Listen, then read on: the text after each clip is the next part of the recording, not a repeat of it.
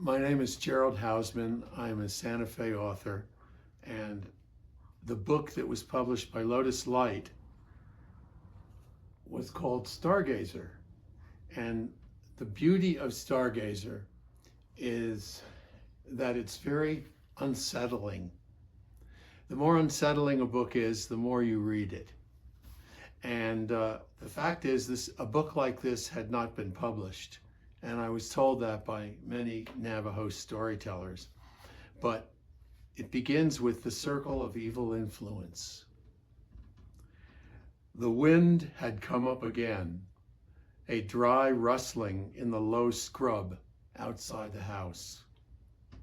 I watched Stargazer, the old Navajo medicine man, as he sifted sand through his palm, listening to the dry wind in the mountain mahogany.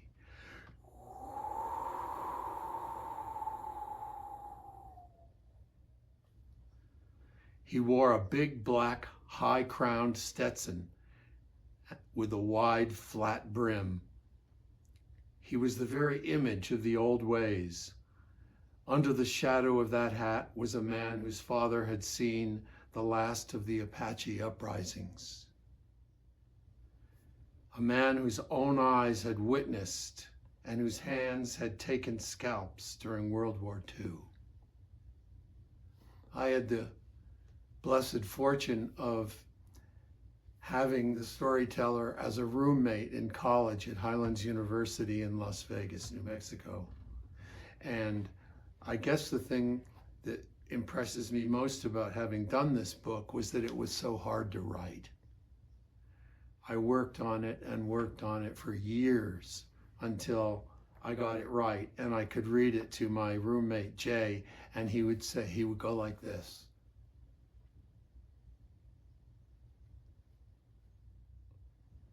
That meant I caught the ball in the air and ran with it. So this book is now part of the library of my publisher, and I'm just going to give you a little story, a mini story about the water jar itself, because the water jar here is the one that I've written about. And the beauty of it is you can see that the snake is not a malignant character in the mythology, but more like a friend who brings water. And so the poem in the book that goes with that is this. I sit on a black plastic chair holding the round earth water jar that my ancestors made. The water is not in the jar any longer. I hold the jar in reverence because my ancestor was an earth mother. Much time has passed. As the keeper of the sacred jar, I have protected it and it has protected me. Truth be known, I am the jar. I woke from my dream and I was mystified because my Navajo roommate told me that this was a sacred dream. I had been chosen to see and hear the words of wisdom from the interior of the jar. The book that I wrote is now 60 years old.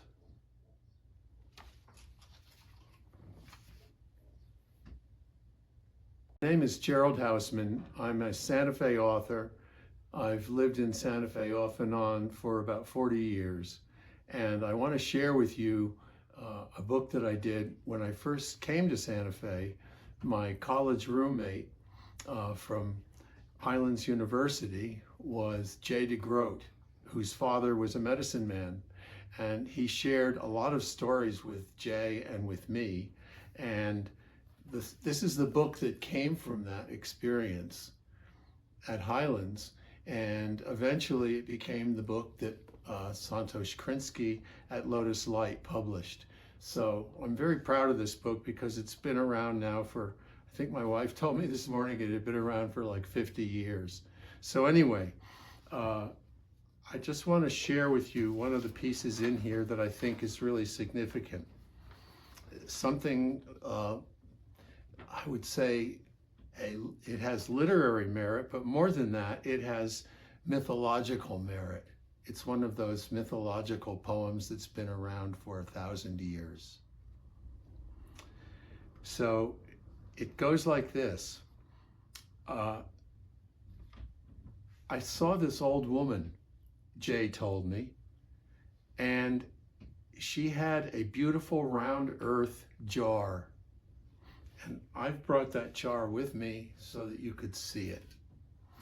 And it's got a snake who is a sacred figure in Navajo mythology that wraps around it. And I've had that for quite a number of years. But the story that goes with it is the following. An old woman is talking, and she is speaking about her ancestry and her ancestors. And what she says is, this is a water jar, the round earth water jar of my ancestors. The water is not in the jar any longer. I hold the jar in reverence because my ancestor was an earth mother and she shaped it with her hands. Much time has passed since she made it. As the keeper of the sacred jar, I have protected it and it has protected me. Truth be known, I am the jar, she said. I had a dream about that woman, and she was sitting on a black plastic chair, which somehow made it all the more real to me because of the water jar being black pottery. And my roommate, Jay DeGroat, told me that I had had a sacred dream, if I dreamed of her, that she had actually come back to show me the jar. And the words of wisdom that came from the jar in my lifetime have lasted more than 60 years. I found the jar that you see here, and I wrote the book Stargazer from the jar. Not that I was in the jar, you understand, but because the jar was the presentation of that woman. And time has passed, and the Navajos always say, more time, more time. So I've written many stories in the book Stargazer to celebrate those Native American storytellers. And I want to thank you for listening to me, and also to tell you that this book was made into a important film. I'm very proud of it, and I'm very proud of Jay for telling me the stories and for his father allowing us to get them into print and on film. Thank you. Basically, start that again. What? People always ask me. How I got involved in all of this, because, you know, I'm obviously a white guy who has lived in Navajo mythology for most of his life. And so how did that happen? My mother was a storyteller, and my mother essentially taught the Vanderbilts. And it's a fascinating history, you know, when your parents are storytellers and collectors. My mother collected the stories that gave me the power to spring into this literature. And I owe so much to her, and to your family too. And the fact that, you know, your family settled in a house that was later the home of D.H. Lawrence. D.H. Lawrence. Mm. So there's so much history in there. And I said to my dad, I said, you know, how does a Jewish kid warrant all of this kind of attention? And my father said, you're not just Jewish. You have Native relatives as well. And he said, plus, he said, I taught you how to do the chardash. And I said, what good is that going to do me? But I showed the Navajos the chalk, and they thought it was wonderful. Anyway, it's a funny, interesting, mixed history. So did you grow up in North Carolina, or where did you grow up? Well, I grew up in mostly in New Jersey. What part of New Jersey? A little town called Berkeley Heights, which was not too far from. It was on the road to Summit, actually, Summit, New Jersey. Yeah. And there were no Navajos there. None that you knew of. No.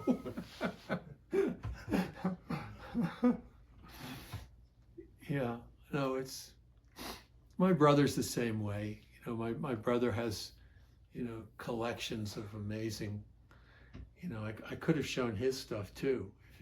So how far back do you, I mean, do you know how your family immigrated to New York, Jersey from? Yes. Well, my mother's family, why don't you tell it, Laura, because His, you, his mother's family came. no, on the we second- You gotta Oh, say you're what actually kind of thing- doing it? Yeah. Oh, God. Sorry. Go You're ahead. gonna have to tell what you know. my mom's family settled, they were some of the first settlers in America, put it that way. They came from England, and they settled, and became, their names are inscribed on Plymouth Rock. Most people know what that is. And so I had that stuff, you know, that I could share in the classrooms, you know, when I was a kid. And they all say, yeah, you're just a Jew like the rest of us. But when I put all the histories together, I found that, you know, that people would listen, you know, because most guys that celebrate a certain kind of history, they keep it in that circle, and it's tight. But my ancestry went all over the place, and yeah, my dad's family came from Hungary, and you know, I have these beautiful pictures of that family. My grandfather was a tailor, and he had a little tailor shop, you know. And was it in Brooklyn, Lori? I always forget. Close to Brooklyn. Yeah. Yeah. And so so you guys came over from Plymouth Rock, and at what point did the Jewish side come into it? Well, they came in, I'm going to say roughly 1900. No, before. Probably in the 1870s, 80s. Maybe, After yeah. the Civil War, and when shipping started to really take Yeah, off. and that was my dad's family. And do you know where they came from? Hungary? They came from Hungary, Okay. yeah. Zemplin. Zemplin, Hungary, which was one of the only villages in Hungary that permitted Jews to walk on the sidewalk like regular people. And it was an unusual place. And then they came to America. And my mom was, you know, noblesse oblige. You know, my mom was a I won't say she was raised as a snob or anything, but she was, you know, a Plymouth Rock special, you know. Well, it passes down. You get that privilege. Yeah, yeah. And but my dad just fell in love with her, and she fell in love with him. And wait a minute, we have their picture right there, don't we? All right, just well, we could do the pictures. Go ahead. Pretty cool, you know, that he was so Hungarian looking, and she was so Down now, down, Down. up a little, split the difference, Split the up a difference. little more, A little more, right there. okay. She was so European looking, and yet, you know, as white as could be. And my dad was so Hungarian that when he went on board ship, you know, he turned dark brown. So anyway, that history to me is what makes stories, what makes storytelling. So were they actually from what is now modern day Hungary, or were they from the Austro-Hungarian Empire? They were from the Austro-Hungarian Empire. So, but do you know what part of that? It's Zemplin. I It's don't know. northern I Hungary. think it's Okay, northern. okay. Yeah. Yeah. And my dad would not hear anything about the Nazis and the craziness of the Germanic folks that were next door to Hungary, so to speak. And he just didn't. He said that has nothing to do with us. And yet, when I was a little boy, on our farm in Maryland, there were. Laurie always says that you couldn't possibly have seen them because Your they, mom's. they were shipped off, right? Yeah. But they were Your mother could have seen Nazis who were captured. Oh yeah, no, that's a true story. Yeah. Yeah. It's true. I just said in 1945 when he was born. The- They weren't there. But They were still in the country, I bet. Though. yeah, So that's that's it. That's what I found out reading a couple of historical books. They wanted to be here, and they said they'll do anything to stay.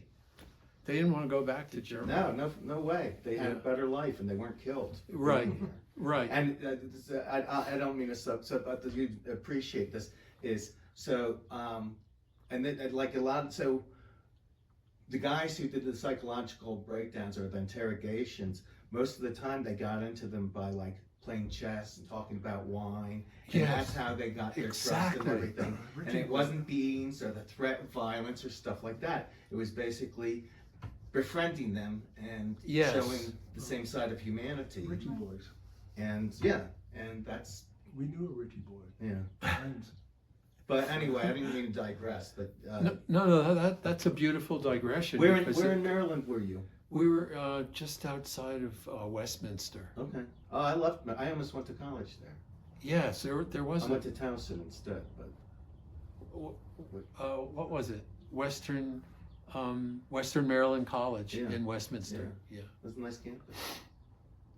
Anyway, sorry, I Good. digress. Huh? Good. Yeah, I think we're good. Thank Alright. you so much. God, Just hold still for a few seconds and take 10 seconds of this.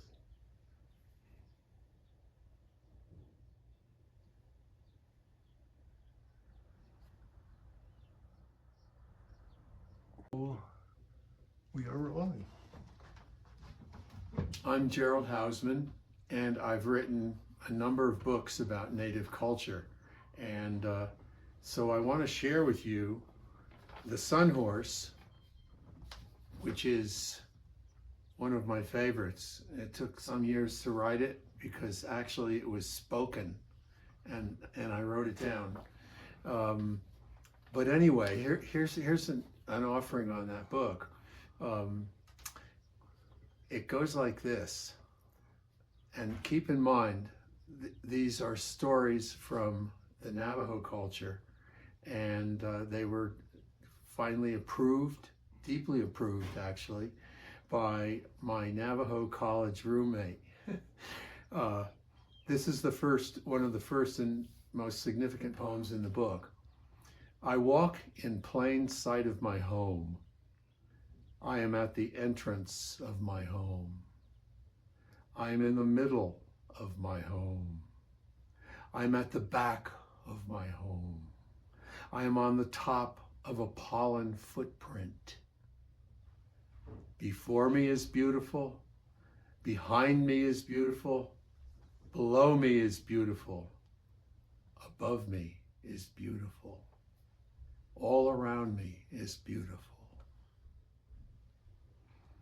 And the way the story got to me was that my old roommate, Jay DeGroat, whose father was a medicine man, declared that he had a story that he wanted to share with me. And I said, fine. I said, I have students that would love to hear it. So this is what he wrote and sent to me. When you see a golden horse come out of the sun, you will see that it has hooves of flint butterflies. When I saw this, I said a prayer because a prayer had just come true to me. When the horse galloped through me, I thought it would crush my bones to dust, for that is the legend. But the horse of the sun did not hurt me. It went through me, and I knew it was the horse of heaven protecting me for the rest of my life. And the lesson for all of us in that poem is, do not be afraid. So I'll share with you just briefly some of the pictorials in here done by Mina Yamashita, a very distinguished artist. She did beautiful, beautiful black and white paintings. Essentially, they were paintings. And then I selected these from my friend Jay DeGroat. And it's a lovely book. And I'm proud that Santosh Krinsky liked it and Lotus Light published it. So tell me again how you met this, the medicine man? Well, I was fortunate enough in the 60s to be rooming with Jay DeGroat. That's the son of the medicine man. And Jay, surprisingly, was very open to teaching me all he knew in the given time we had, which was only 3 years. I can think of so many examples of his generosity. One of them was that I during those years, I was run over by a mad motorcyclist. I was walking, and I was in a canyon with Lori, and this guy was on speed, and obviously he was on speed on his motorcycle, and he was absolutely crazy. He later died in a barroom fight, but before that happened, he ran me down, and I was on the left side of the road where I should have been. There was nothing wrong with the way we were dressed. We were perfectly visible, and this guy just ran over us. And I pushed Lori out of the way. When he hit me, he crushed everything in my right leg from below my knee to my ankle bone, and I was quite literally bleeding to death in the road. Where was this? What part? This is Las in northern Vegas. New Mexico, Las Vegas. Las Vegas, where Highlands University is, and that's where we were going to college, and that's where I met Jay. Well, in some American universities, a guy with a bad limp, wouldn't be anything exceptional, but the fact that I lived through it and was probably close to death when, I was bleeding in the road, that made it something very special with the Navajos. And so when I woke up in the hospital after having been given heavy sedation, I looked up and I saw my Navajo friends sitting, and they'd been sitting there for probably 8 hours without moving, just waiting for me to open my eyes. And that began a very close friendship with Jay DeGroat, because he was the one who sent those guys down. They were healers, and he sent them down to the hospital to look after me. So all of that stuff just revolves in my brain still, and that's where the books came from. Many of them. Many. There's always a lot of pain in the books, right? Right. That was the beginning of it. Yeah. Sure. And then Lori, my blessed wife, she's a New Mexican. Her family settled in very close to Taos, in Cuesta. And what can you say about that? They were pioneers. Yeah. They came across the United States. They were all Southern for their Confederates. Yeah. So they came across the United States, and they bought a ranch land in Cuesta. And your aunt was the first postmistress in New Mexico, correct? She was the first female, yeah, she was a postmistress in Farmington. She was, you know, Anyway, so much history. yeah. They lived in a sod house in Boston. They dug. Yeah, they dug. You want to zoom in a little?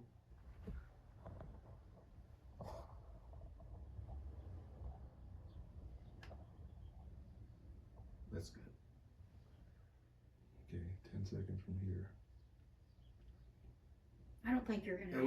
And without moving, tell us the story that you were telling. Retell this little piece of the story. You mean about The pictures we're looking at. well, the pictures are Many of them. paintings, sketches, drawings by Minnie Yamashita, who was a very prominent and beautiful artist who lived in Santa Fe. And I worked with her. I had the pleasure of working with her and with my wife, Lori, for how many years at Sunstone, Lori? 7 years. And she lovingly illustrated this book. And You want to start flipping? Go ahead. Just tell this part again. the cool thing about Mina was that she was not selfish. like the Navajos. Same story. She was Japanese, but she had this wonderful love of beautiful art, and she could do their art as well as they could, which they found quite interesting. Flip through. Keep flipping. Yeah. Show us another. I love this one.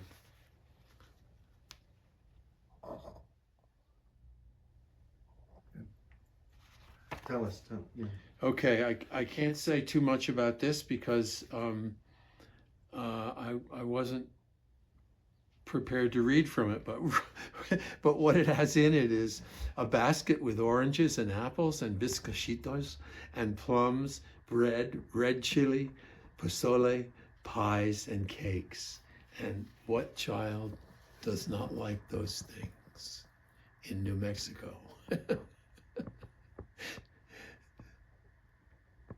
great. Nice. I think we got enough. Yeah, we got. Yeah, If they can't